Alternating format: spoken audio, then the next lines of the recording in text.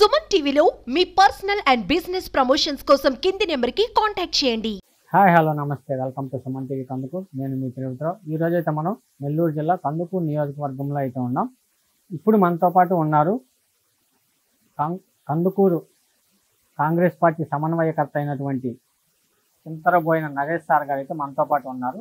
Naresh sir గారు కాంగ్రెస్ పార్టీలో ఎప్పటి నుంచి ఉన్నారు, ఎప్పటి నుంచి కాంగ్రెస్ పార్టీకి సేవలు అందిస్తున్నారు, సార్ గారిని అడిగి తెలుసుకుందాం రండి. నమస్తే సార్. ముందుగా సుమన్ టీవీకి నమస్కారం సార్. మీకు నమస్కారాలు.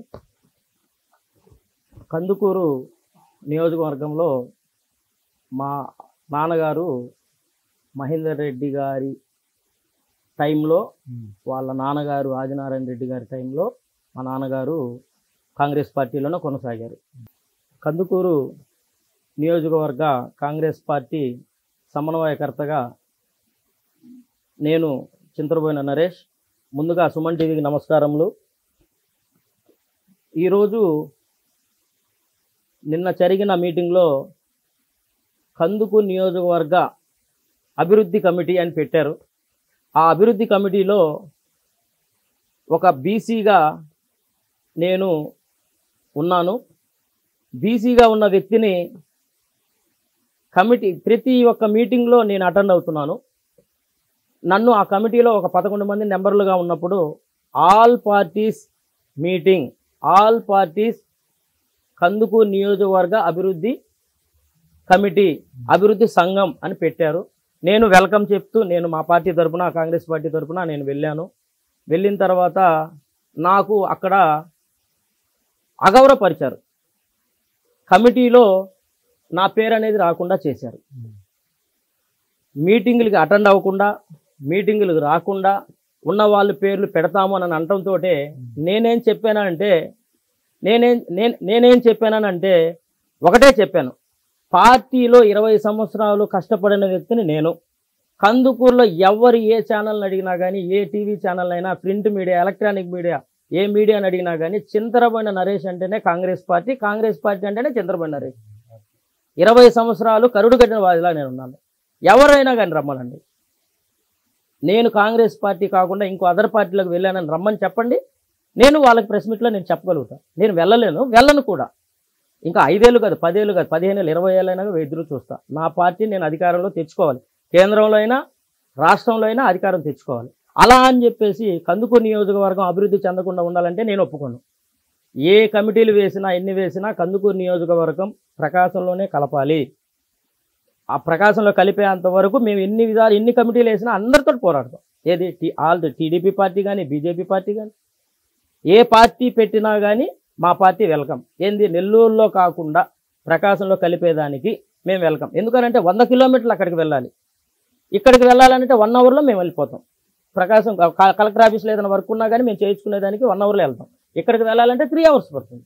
అందువల్ల నేను మా పార్టీ కోసం కాంగ్రెస్ పార్టీలో ఉంటాను. కాంగ్రెస్ పార్టీలో ఉండి ప్రకాశం జిల్లాలో కలిపే వరకు నేను అహర్నిశలు కష్టపడతాను. ఇప్పుడు కాంగ్రెస్ పార్టీ కోసం నేను కందుకూరు నియోజకవర్గ అభివృద్ధి కమిటీ పెట్టారు. ఆ అభివృద్ధి కమిటీలో నేను ఎందుకు నా పేరు తొలగించాలని కోరుకుంటున్నారు? నేను చేసిన తప్పేంది చెప్పండి.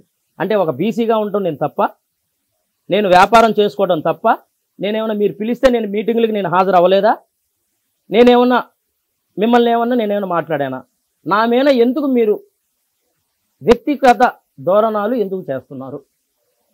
మనస్ఫూర్తిగా చెప్తున్నాను. ప్రజలకు సేవ చేయటం మంచిదా చెడా? సేవ చేసేదానికే నేను వస్తున్నాను. నా వృత్తిరీత్యా నా హోటల్ వ్యాపారమే. హోటల్ వ్యాపారం చేసుకున్న వాళ్ళు రాజకీయాలు చేయకూడదా? నేను ప్రజల కోసం, పేద ప్రజల కోసం నేను చేస్తాను. అందరూ బాగుండాలి, అందులో నేను ఉండాలని కోరుకునే వ్యక్తుల్లో నేను ఒకడిని. మనస్ఫూర్తిగా నన్ను ఆ కమిటీలో ఒక మెంబర్గా నన్ను జాయిన్ చేయాలని చెప్పేసి కందుకూరు నియోజకవర్గ అభివృద్ధి కమిటీ మెంబర్లకి నేను విన్నవించుకుంటున్నాను. కమిటీలో ఏమన్నా పాలిటిక్స్ ఏమైనా జరుగుతున్నాయా సార్? కమిటీలో పాలిటిక్స్ అయితే మటుకు ఇప్పటివరకు అయితే జరగలేదు. ప్రజెంట్ అయితే అన్ని పార్టీలు వస్తున్నారు, మాట్లాడుతున్నారు. అయితే ఈ కమిటీ ఉంటుందా ఉండదా, ఈ కమిటీలో మెంబర్స్గా ఉన్న వాళ్ళు ఉంటారా ఉండరా అనేది డిస్కషన్ అయితే జరుగుతుంది. సార్ అయితే మటుకు చెప్తున్నారు, శివరాం సార్ అయితే మటుకు అందరికీ చెప్తున్నారు, వ్యక్తిగత ధోరణి పోవద్దు, మీ పార్టీలో ఏదైనా ఉన్నా బయట చూసుకోండి, కందుకూరు నియోజకవర్గ అభివృద్ధి కమిటీ మీటింగ్ పెట్టారని అంటే పార్టీల వ్యవహారాలు వద్దు, కందుకూరు ఎలా అభివృద్ధి చేయాలి అనేది దానికోసమే పెట్టారు. ప్రజెంట్ ఒక్క విషయం చెప్పాలంటే సింగరాయకొండ ఇది మన కొండ మున్సిపాలిటీ దగ్గర ఉంది, ఫ్లైఓవర్ ఉంది. ఆ ఫ్లైఓవర్ కింద నుంచి కాకుండా అక్కడ సాఫీగా పంపిస్తారంట, బ్రిడ్జి వేయరంట. అది ప్రజలందరికీ కావాల్సిన విషయమే కదా. దానికోసం కూడా మా పార్టీ తరఫున మేము పోరాడతాం. మీరు ఎక్కడికి రమ్మంటే అక్కడికి వస్తాం. మాకు ఆ బ్రిడ్జి వేస్తే ఈ యాక్సిడెంట్లు ఏం జరగకుండా ఉంటాయి.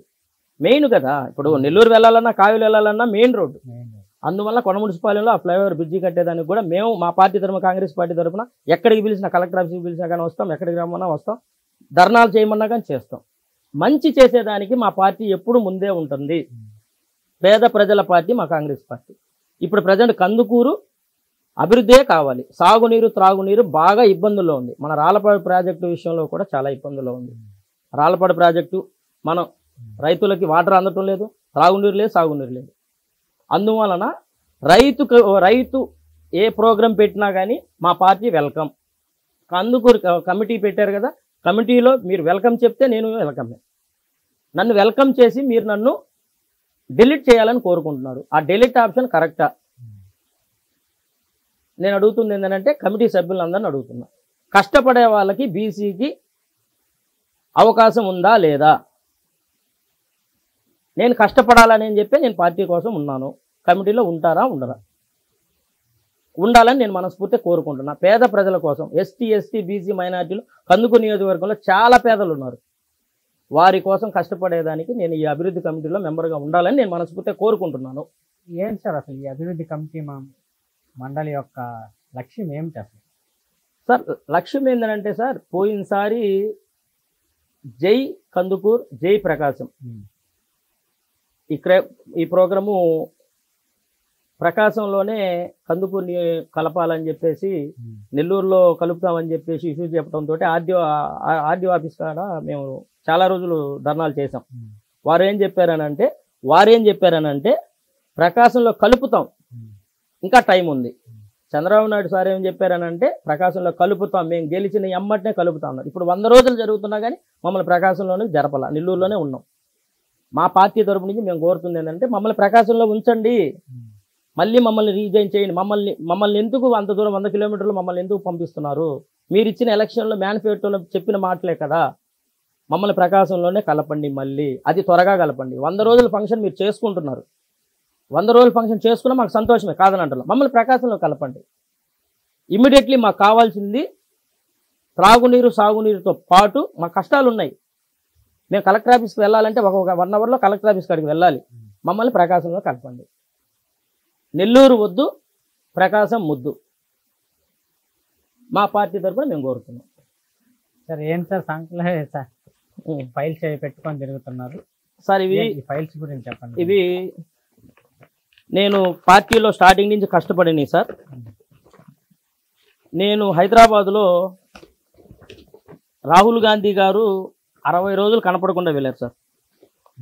ఒక 15 సంవత్సరాల క్రితం వెళ్తే మేము ఏ మీటింగ్లోకి వెళ్ళినా కానీ మాకు ఐడి ఇస్తారు. ఐడిలో కూడా నేను 3 రంగుల జెండానే పట్టుకుంటాను. నా ఫోటో ఏ ఫోటో అయినా కానీ 3 రంగుల జెండానే ఉంటాయి. ఆల్రెడీ నా బ్యాంక్ అకౌంట్లో కూడా నేను అలా ప్రిపేర్ చేసుకున్నాను.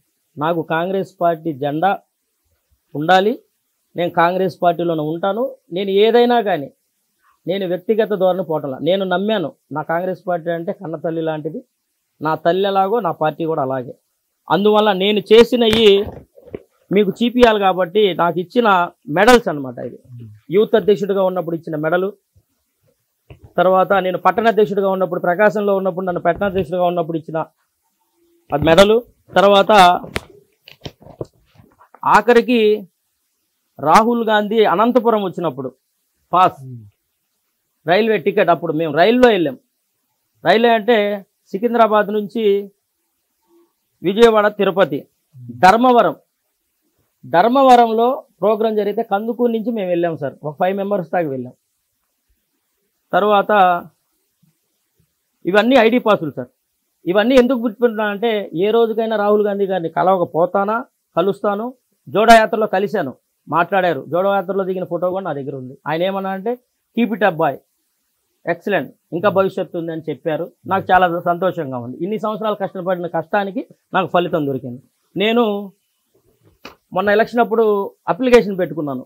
10,000 రూపాయలు ఖర్చు పెట్టి నాకు ఎమ్మెల్యే టికెట్ కోసం 10,000 రూపాయలు టికెట్ పెట్టుకుంటే నన్ను లాస్ట్లో పక్కన పెట్టేసి ఒక బీసీ వర్గానికి ఉన్నామని చెప్పి పక్కన పెట్టేసి ముస్లిం వర్గానికి ఇచ్చారు. 20 సంవత్సరాల నుంచి కరుడు కట్టిన కాంగ్రెస్ వాదిలా కష్టపడుతున్నాను, అయినా నన్ను పక్కన పెట్టున్నారు. దీనికి నేను చాలా బాధగా ఉంది. నాకు కష్టపడే వారికి ఏ పార్టీలో అవకాశం రాదా, వచ్చిద్దా? మా పార్టీలో వచ్చిద్దని నాకు నమ్మకం ఉంది. మా పై హైకమాండ్ షర్మిల మేడం గారు కానీ, మా అన్న నెల్లూరు జిల్లా అధ్యక్షుడు దేవకుమార్ అన్న కూడా చెప్పాడు, వెయిట్ చేయి తమ్ముడు, నీకు ఇంకా భవిష్యత్తు ఉంది, నువ్వు కష్టపడుతున్నావు, వెయిట్ చేయి అన్నాడు.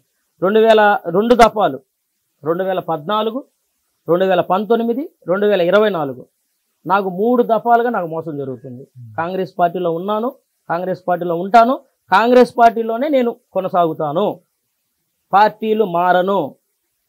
100 రోజుల ఫంక్షన్ వాళ్ళు చేసుకుంటున్నారు. టీడీపీ వాళ్ళు 100 రోజులు చేసాం, కార్యక్రమం బ్రహ్మాండంగా చేసాం, వాళ్ళు ఫంక్షన్ చేసుకుంటారు. మేమేం కాదంటున్నా. మమ్మల్ని ఇమ్మీడియట్లీగా మమ్మల్ని ప్రకాశంలో కలపండి. మీకు మేము 100 రోజుల ఫంక్షన్ చేసుకున్నాక మేము కూడా క్లాప్స్ కొడతాం. మమ్మల్ని ఇమ్మీడియట్లీ కలపండి. మా పార్టీ తరఫున మేము కోరుతున్నాం మిమ్మల్ని. అది. Okay sir, thank you. Thank you.